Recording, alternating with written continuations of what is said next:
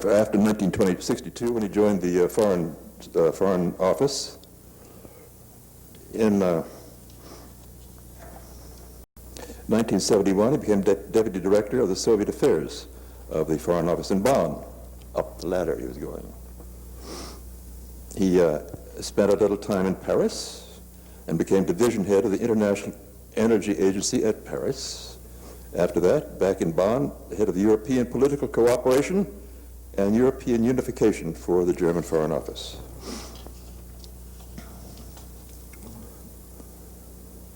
In 1987, he became ambassador to South Africa. In 1992, September, he became the ambassador to the United States. He speaks tonight Germany's role in Europe and the transatlantic partnership. With great pleasure, I introduce you to His Excellency, the Ambassador, Dr. Immo Stabreit. Mr. Ambassador.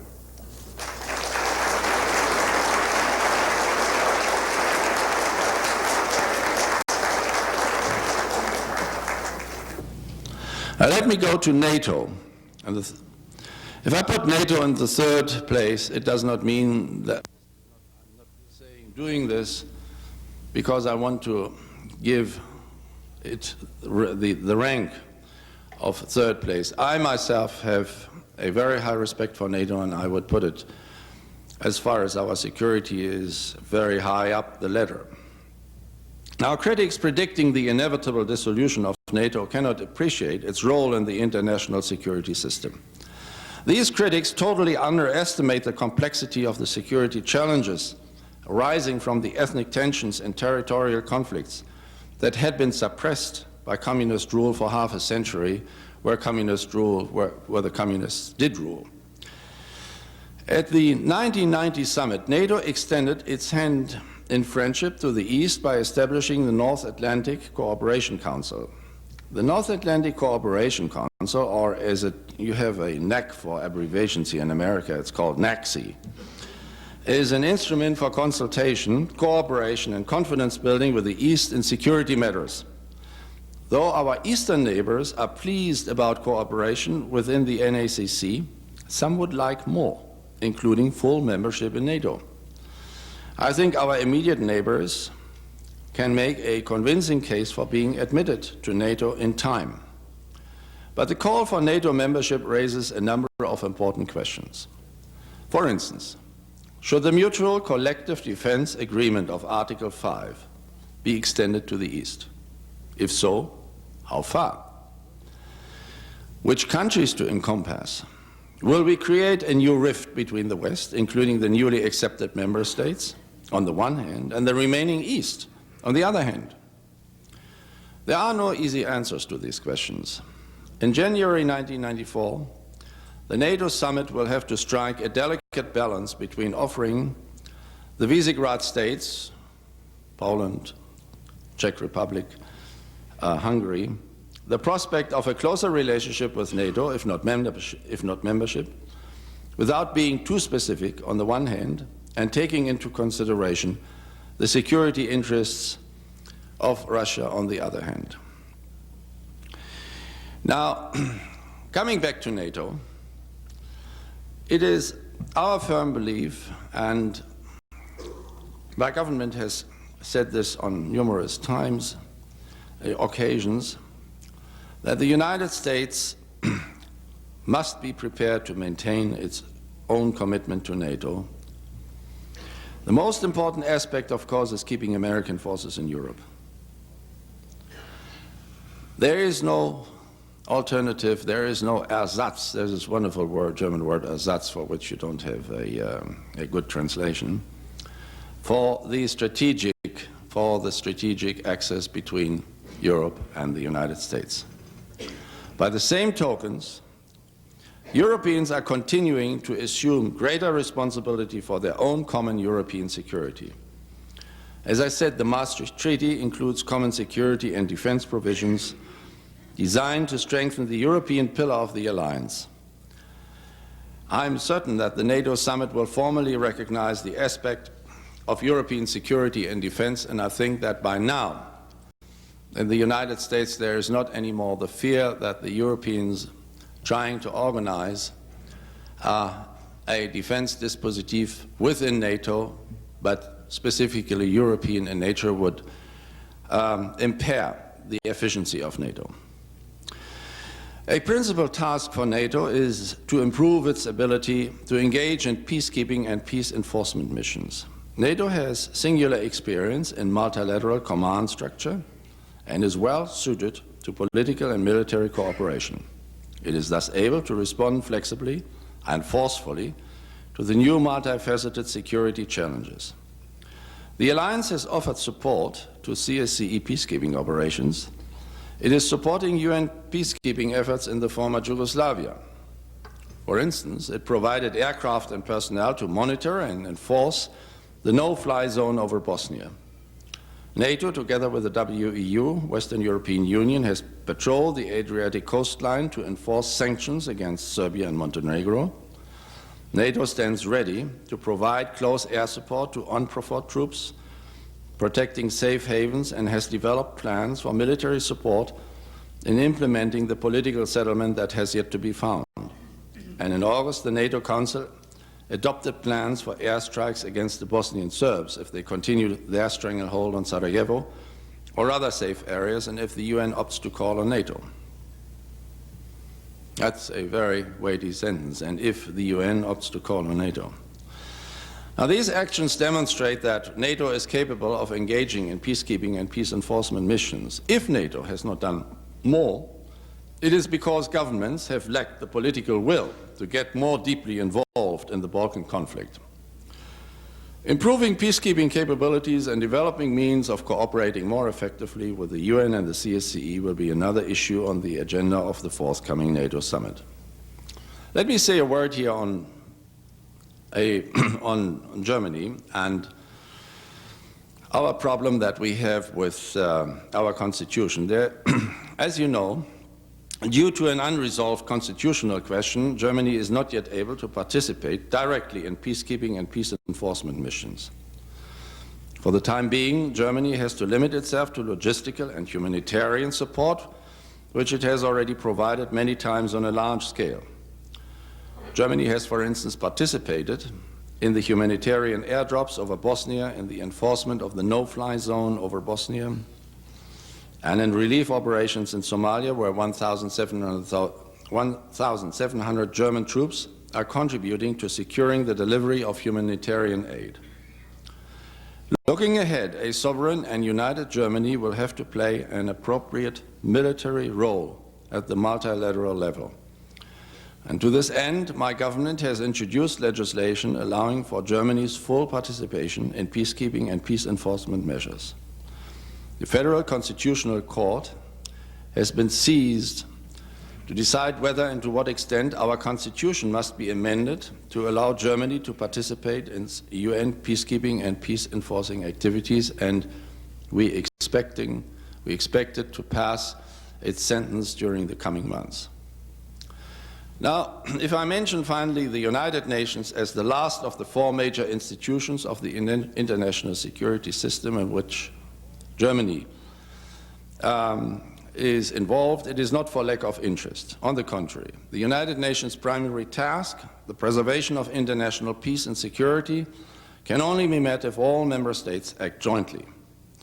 When the Federal Republic of Germany acceded to the UN, it agreed without reservations to assume all rights and obligations under the UN Charter.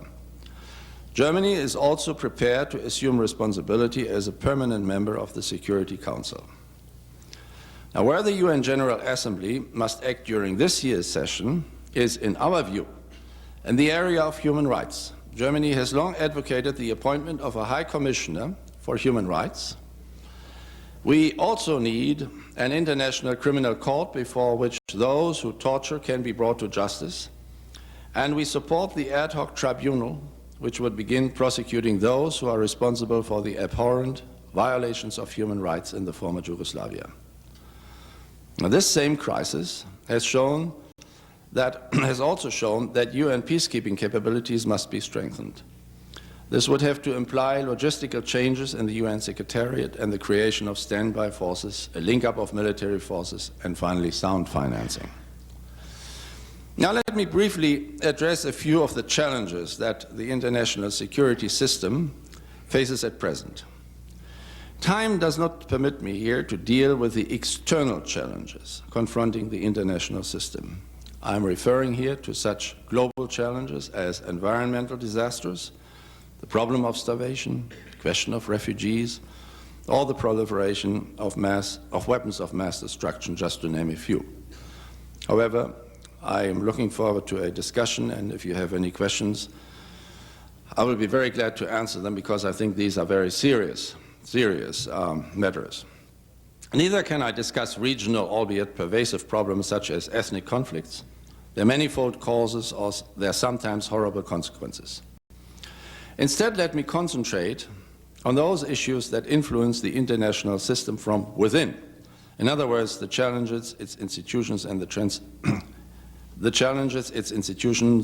transatlantic partnership face.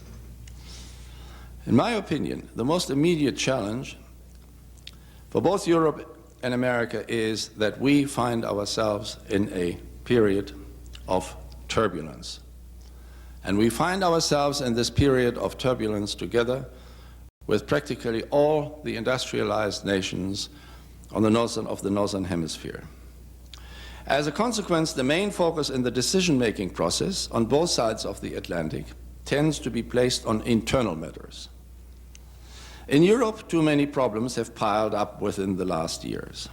To name but a few, there is a stubborn global recession, persistent unemployment at a very high level, about 11% within the EC at large, and I think we are marching very well towards 12%.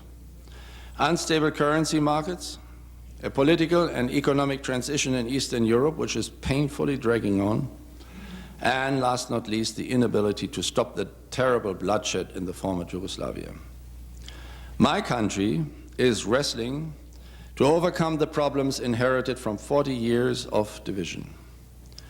Up to now, Eastern Germany had hardly seen any significant investment. Investment began on a large scale in the year of 1990, and well, I should rather say 1991, because in 1990 we were still sort of taking stock of the situation. Reconstructing its heavily worn out physical and industrial infrastructures consumes an enormous amount of funds. The capital stock of that country had been drawn down to zero.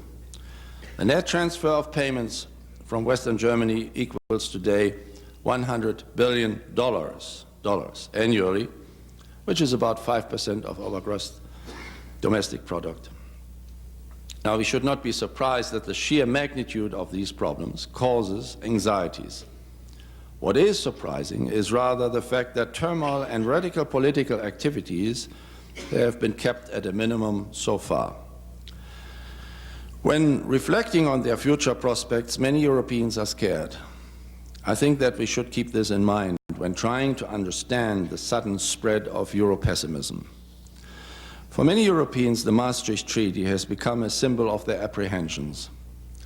For a long time, the European decision-making process was left to a bureaucracy and to politicians debating in Brussels behind closed doors. The feeling that the Brussels decisions had nothing to do with the people's concerns led to sharp criticism of what was perceived as a centralized EC super-bureaucracy, lacking parliamentary control. The fear of losing one's national identity for the benefit of a faceless community added further to the uneasiness. And this is how people tend to perceive the situation. However, one must say, and politicians are now trying to impose this view of the situation, Maastricht itself is not a blueprint for a centralized European superstate. It rather stands for a federal union of states based on the principle of subsidiarity. And that means that the EC mandate to act is limited to matters of common interest. The building of Europe has always required and continues to require small steps. The Maastricht Treaty wisely provides for a review in 1996, and only time will tell whether the treaty will have provided sufficient momentum to bring the European Union closer to reality. Now, I would not want to stop here without having said a word on GATT, because GATT is a central issue in the transatlantic relationship, just as the reform and the review of the NATO treaty is a central issue. Let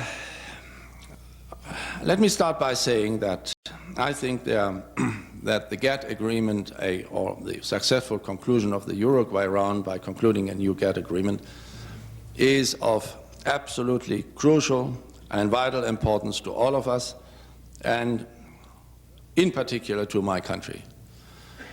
Germany is earning 36% of its gross national product in exports, which is one of the highest ratios in the whole world. We are a small country, but we have been at times the first, the second. We have never been worse than never been lower than in the third place as an exporting nation. And the GATT, the process of reforming GATT has been drawing on for 7 years now. We are now coming to a point on the 15th of December when the fast-track authority given by Congress to the administration is running out, where we have to, what the French call trancher l'affaire, where we have to come to an end and we have to conclude. This is a very difficult process, as you know, because of the depression.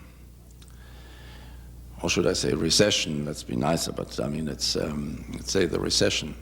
It is easier to make concessions and to be generous when the economy is booming. It is difficult when you have unemployed, when factories are shutting down, budget deficits are ballooning, and so on.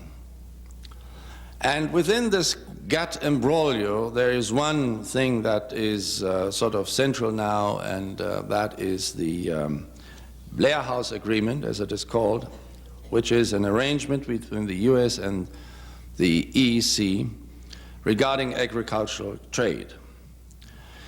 That arrangement was, agreement was concluded as part of the larger GATT package last November. It was still a year ago, pretty much exactly. And it is a classic case of internal policy priorities and transatlantic partnership concerns seeming to clash. You must understand that the Franco-German relationship is the driving force behind European integration. The greatest resistance against the Blair House Agreement today comes from France, which would like to reopen that agreement, renegotiate it, something that all the other partners of the EEC, including Germany and the United States, do not want to see happen. Now, whenever Germany and France disagree on matters of principle, the EC is plunged into a deep crisis, as we know. And in the spirit of good relations, we in Germany have tried hard to offer assistance so that France can stay on board of this agreement. This does not mean that, I just made this point, that we want to renegotiate the Blair House Agreement. As Chancellor Kohl has stressed, an imminent and successful conclusion of the Uruguay round is in everyone's interest. This matter is, however, important enough to make every effort to arrive at a reasonable compromise. When Congress extended the fast-track provision to December 15, 1993, it gave new momentum to the GATT negotiations. So did the G7 summit in Tokyo, when the participants agreed on the principles for a package deal with regard to market access. The economic and finance ministers participating in the recent IMF World Bank meeting in Washington in September reaffirmed their commitment to concluding the round in December. I sincerely hope that good judgment will prevail and open the door to a compromise, to the compromise necessary in attaining the agreement. When we look at America today, we find, of course, a different situation. You're doing economically better than Europe does, considerably better. But we do at the same time see a phenomenon that is somewhat comparable to that of Europe. Economic difficulties and internal structural reforms, healthcare, require that the political leadership focuses its attention on these matters. And it is only natural that priorities tend to shift accordingly. Now, the conclusion to be drawn is that Europe and America are faced with a challenge which they can only tackle together. The challenge is to give the transatlantic relationship the attention it deserves in foreign policy. The transatlantic relationship has for decades guaranteed the strength of the four institutions of the framework of international security that I mentioned. The tried and tested transatlantic links of friendship and cooperation with North America have been the basis for the success of these institutions. And in turn, their successful work is necessary in confronting the global and regional challenges that I've only touched upon. Germany is prepared to live up to its responsibilities, and it will do so, hopefully, in close alliance with its European and American friends. We regard our strong bonds of friendship and cooperation with the United States as central to facing up successfully to the challenges we share with you. Thank you very much.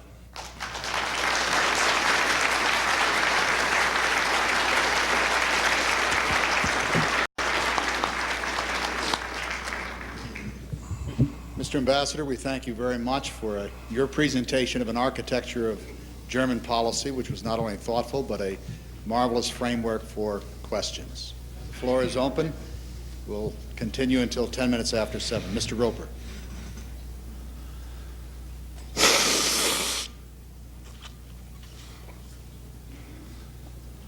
Mr. Ambassador, I spent 5 years in Berlin in the military liaison mission there. And I think one of the things that intrigued me most is what on earth has happened to all the military that was on the other side of the wall. The tanks, the troops, the people, the men, where have they gone, and what's happened to them? Thank you. Well, there's two, thank you for the question. There is two, there were basically two military elements on the other side of the wall. One was the largest and the best armed, most modern crack army of the Soviet Union, roughly 450,000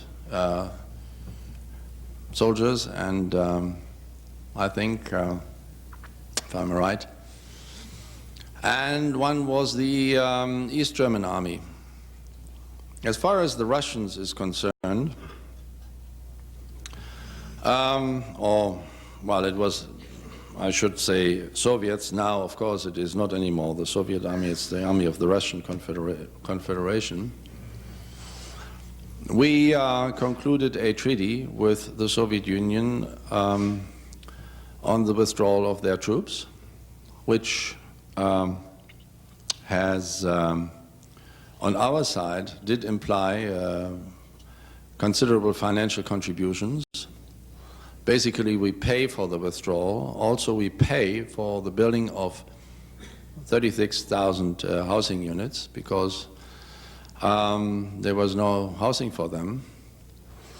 And which, by the way, you can see that sometimes there's also a German economic success story. I've just read that the money that was earmarked for building these 36,000 housing units, we were very clever in allocating the contracts to firms that were working very well, and we are going to build with the same amount of money 45,000 housing units. So I think that's a pretty good result.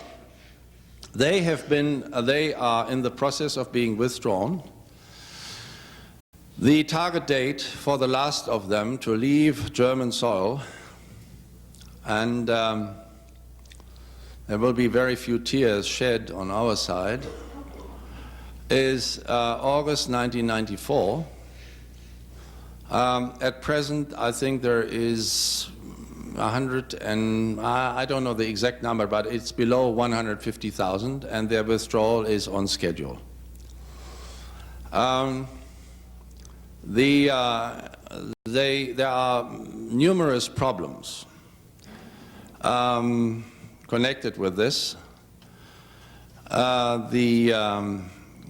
The Soviet army had occupied vast expanses of land for military training fields, and of course enormous amounts of barracks, many of which had been built during the Third Reich or even before. You can go there and see it now. It's you know, in my Heimat, in my home place, and a large part of the military installations are left behind in a state of ecological pollution which is unbelievable. So to put back things into shape again is more than just repainting houses and refitting houses and barracks and so on. It is a problem which involves billions of dollars. We have for instance, a tank division, which would have in Brandenburg, the soil is very light, it's basically sand, which for 40 years had been draining the oil of the tanks, which when you have to change oil, just dropping it into the earth, just, you know, pouring it out. And there are places where the soil is polluted down to a depth of 70 meters, and it is reaching the groundwater, what we call groundwater water tables, from which towns draw their water. It's a huge problem. Okay, we are doing it. We don't. I just want to mention this as one of the side issues with which we have to deal. But they are leaving on time. There have been no problems.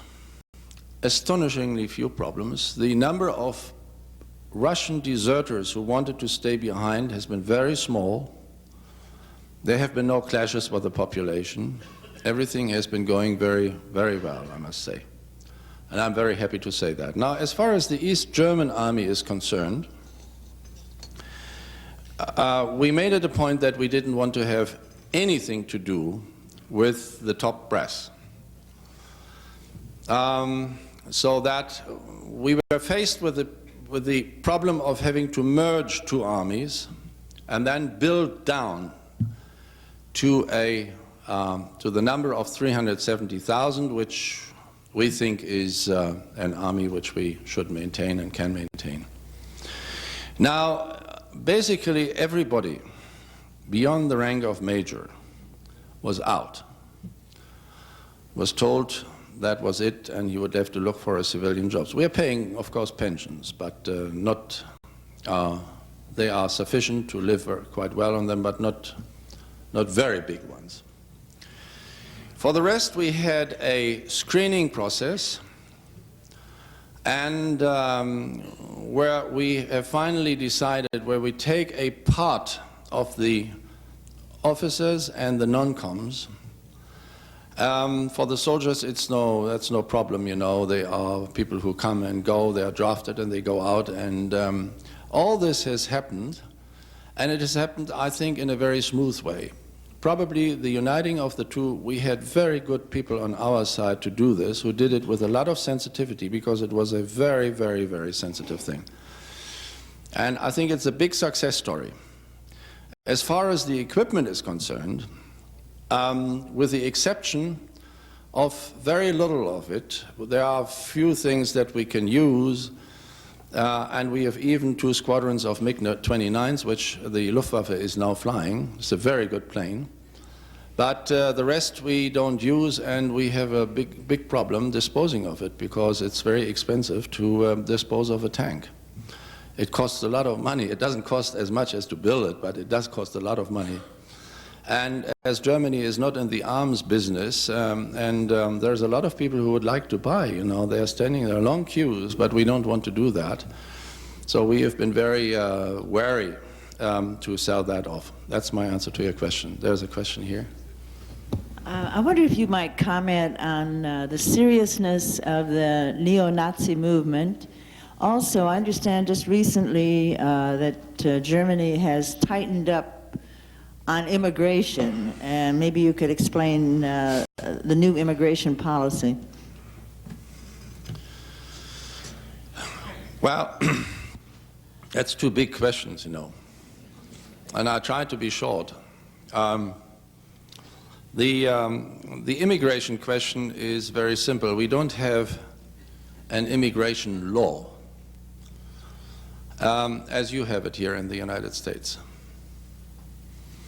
We have, of course, immigration, including a huge amount of illegal immigration of people just coming into Germany. Our border controls are not very tight and sort of, you know, fading into the population and living there, particularly from the east.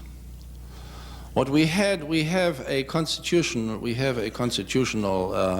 article which says that people of German origin who were stranded and particularly in the eastern countries would be allowed to come back and claim German citizenship.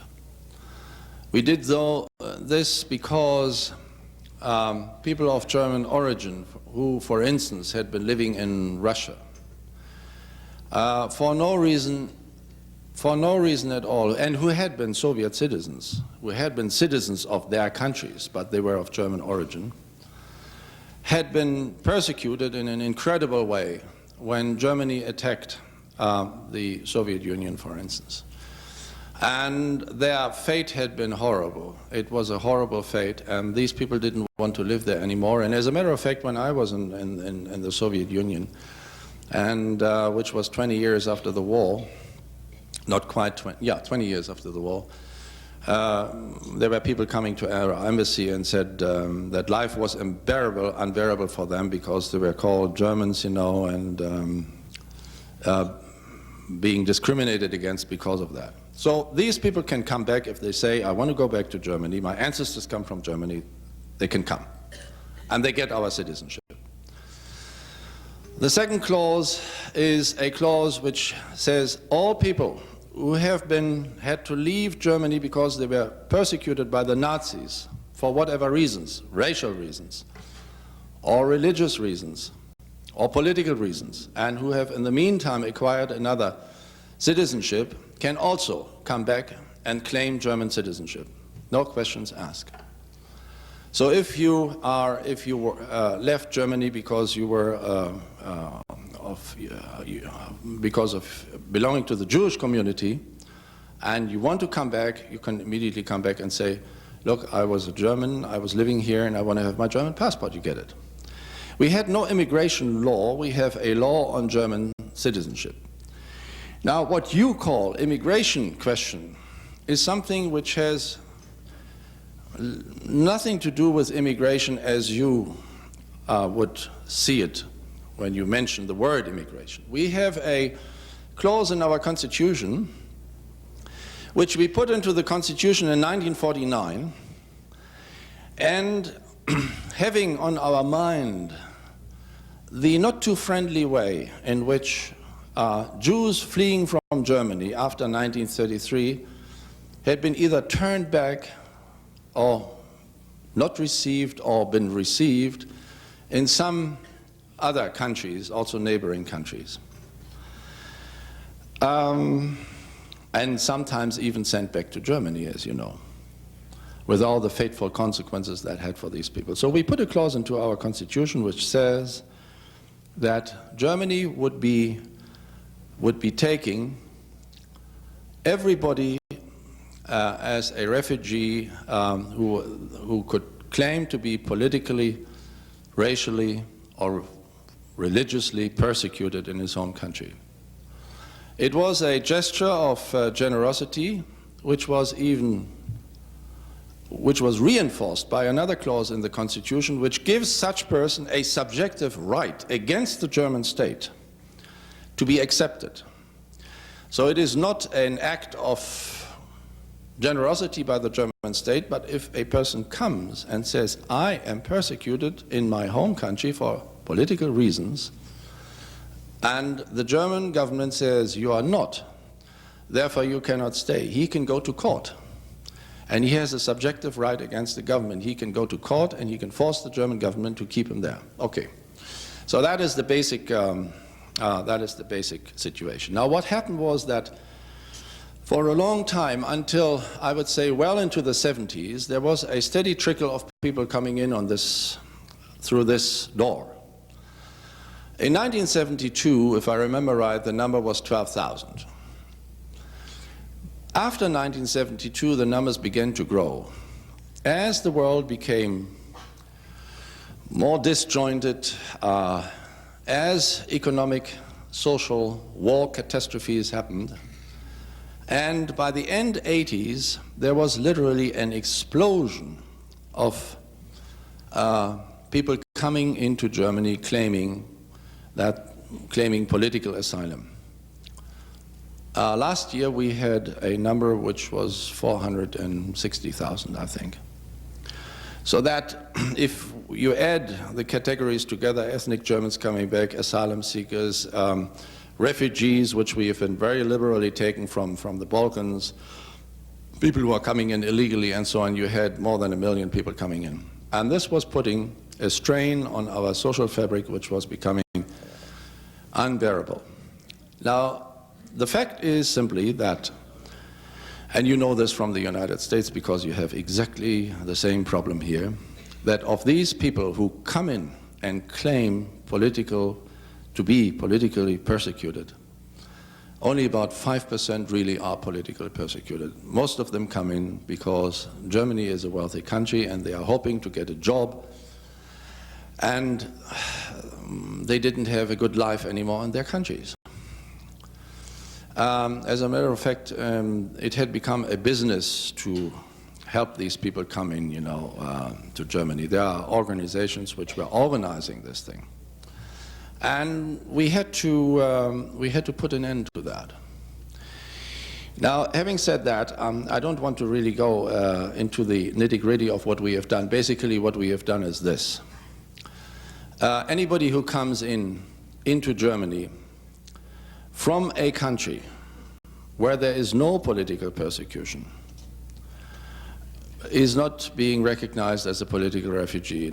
In other words, you cannot come and go to a country like France, and then you come into Germany and you say, please take me.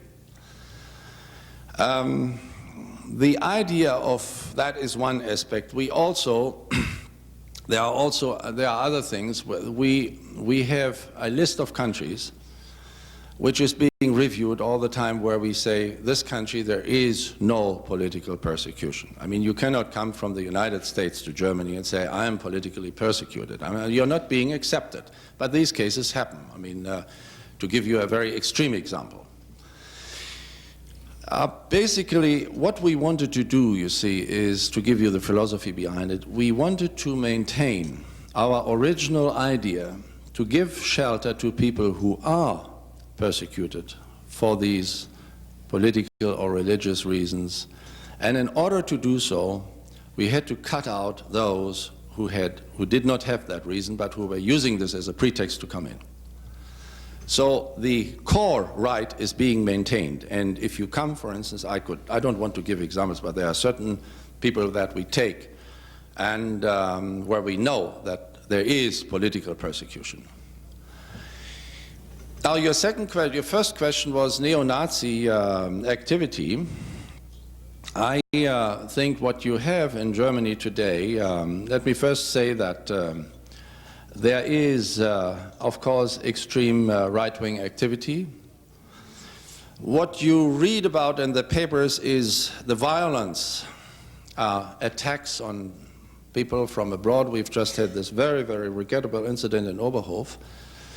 Mostly by young thugs, who quite often decorate themselves with Nazi symbols or give the Hitler salute.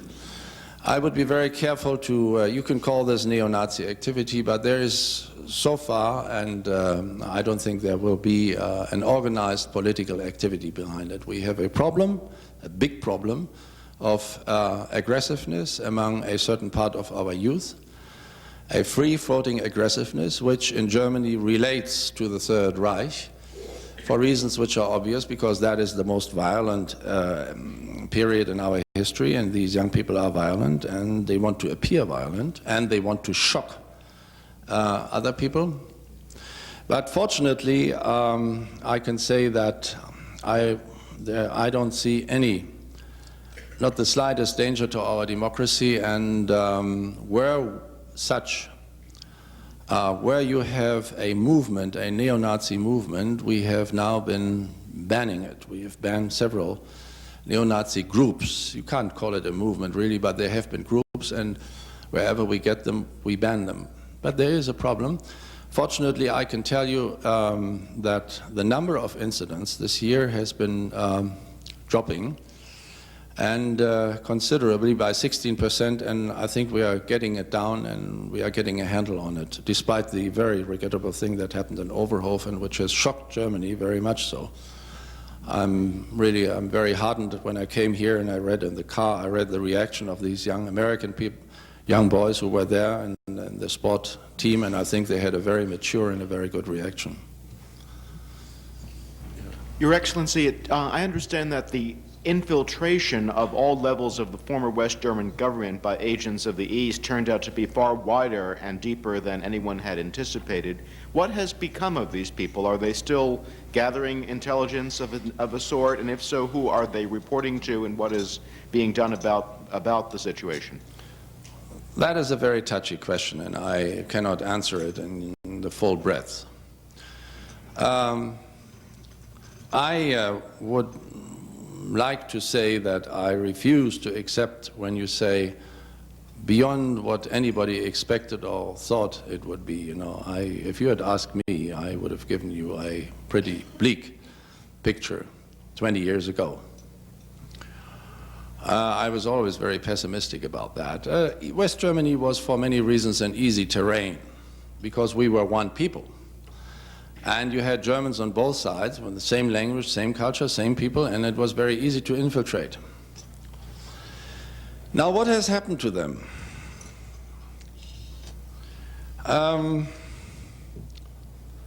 Well, some of them we've caught.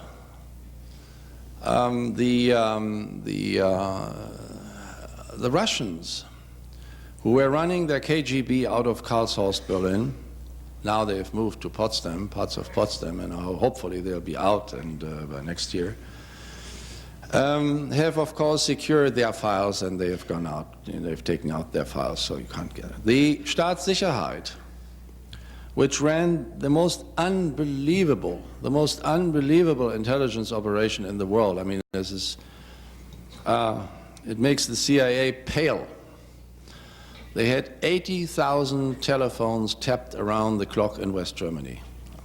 Now, that figure is you know, I don't know how they could, who listened to these? I mean, that's even if you work with relays, you know. But the East Germans managed to dispose of most of the sensitive files. They left behind several hundred kilometers of dossiers, but they were dossiers on their own, you know, on their own population. That is, the Gestapo dossiers on their own population.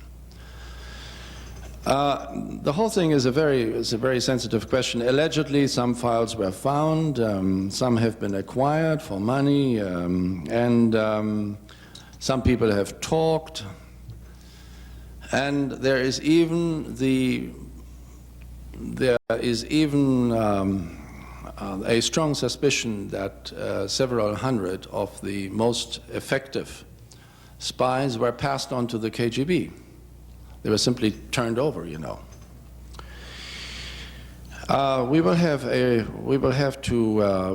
problem with that for quite some while, I think. And yet, we have been quite successful. I mean, the number of spies that were uncovered over the past 1.5 years has been quite surprising, and I think more is to come. I hope so, because I think it is a very important country. It is a very important thing for my country. You have to get to the bottom of it. If we don't, well, when we have to wait for a generation until these gentlemen go into retirement, you know, and draw their pension. I don't know who's going to pay them a pension then, but anyway. Mr. Ambassador, I spent this past year in Magdeburg in former East Germany as an exchange student, during which time I was attacked by skinheads, and my patent uncle in the German parliament indicated that there was a movement to possibly ban these potentially dangerous political organizations. Would this be feasible with respect to your constitution, or would it serve to drive these groups underground and out of public eye? Well, we have banned quite a number of them. Let me explain you have a question. It is we can ban a movement if you have an illegal movement, for instance, a neo-Nazi movement. The Minister of the Interior can ban it.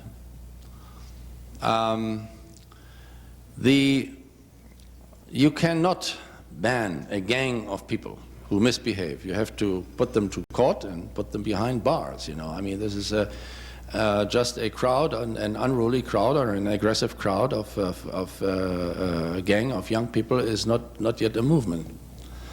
And you cannot ban a political party, because a registered political party, if you want to ban that, only the Constitutional Court can do it.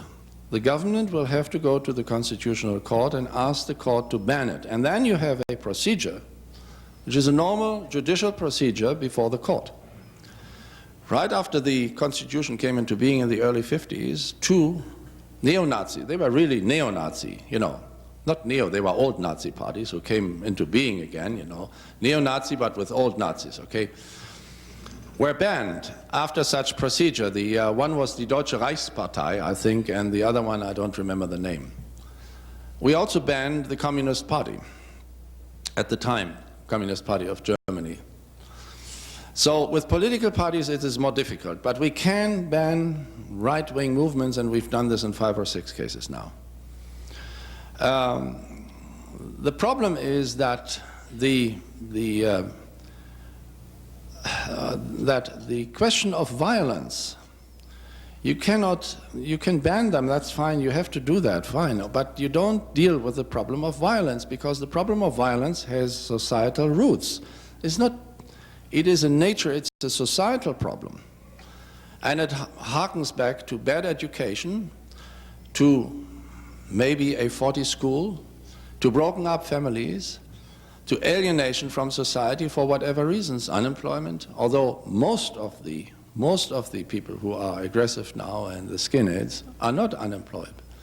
I must admit this. But of course the atmosphere is one, the general atmosphere of despair, and with all this unemployed is one which makes for aggressivity. But I think we have to go after the societal reasons. All these kids, there is something wrong with their education. And people have to ask themselves, what did we do? What was wrong with the education of these kids? And there, if you go into their family histories, you will find the most interesting, make the most interesting discoveries. Very few of them come from a family which has influenced them badly. A lot of them come from families where they have had no education because they were just neglected. So I think the problem is very serious because it is so diffuse and so little structured. You see, if we had the National Socialist, NSDAP, what was it, National Socialist Workers' Party, marching down the street, we could clamp down and ban them. And, but you have here a very diffuse phenomenon of, as I called, a free-floating aggressivity, which is, by the way, something an American who wrote about it has said, which I find a very good characterization. And, however, I think the German public and the German police and courts and so on are now very alerted to this, and we are doing the necessary things, so I think we'll get a handle on it. It's my onerous task to fulfill the Council policy of ending our session more or less at 7:10. I apologize to all of you.